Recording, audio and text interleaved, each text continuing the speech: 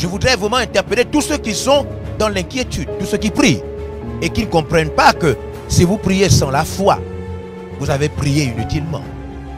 La foi est l'élément incontournable, même pour la prière. La foi est l'élément incontournable, même pour la prise de décision. Oh, je suivais les réseaux sociaux lorsqu'un président, quelque part, non loin de notre pays, béni soit Dieu, dans l'Afrique, a suivi le pas qu'a emboîté le président américain. Le président américain a décidé d'organiser un jour de prière. Et je me demande pourquoi les petits pays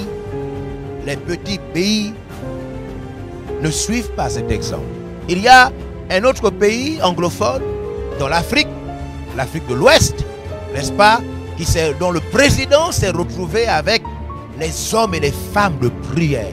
J'étais en train de me dire, oh Seigneur, les vrais pays, les vrais pays qui ont compris que pendant que les chercheurs sont quelque part en train d'essayer de trouver les remèdes, nous avons besoin, avec nos nations, avec nos autorités, nous avons besoin de prier.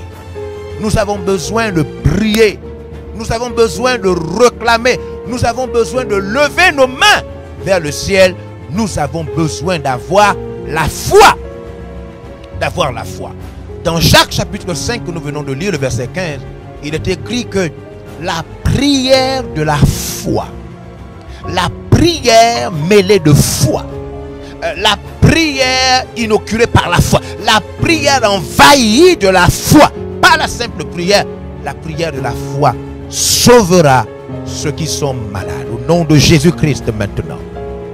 Peu importe le pays où vous vous trouvez, si vous êtes couché sur un lit ou bien si vous avez déjà été assigné à rester chez vous, peut-être parce que vous avez été diagnostiqué avec le coronavirus, je proclame maintenant par cette prière de foi, au nom de Jésus-Christ, les symptômes disparaissent. Vous réussissez à surpasser maintenant cette épidémie et vous êtes guéris au nom de Jésus-Christ.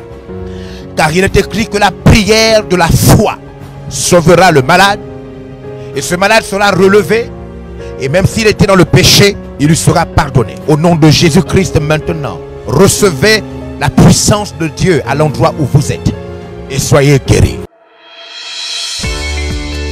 Nous espérons que vous avez été bénis par ce message de l'apôtre évangéliste Georges Olivier Bazaboa.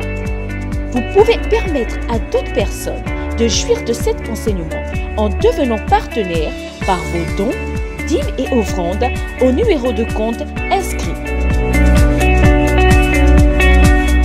Que Dieu vous bénisse, vous qui permettez à l'évangile de se répandre par votre participation financière.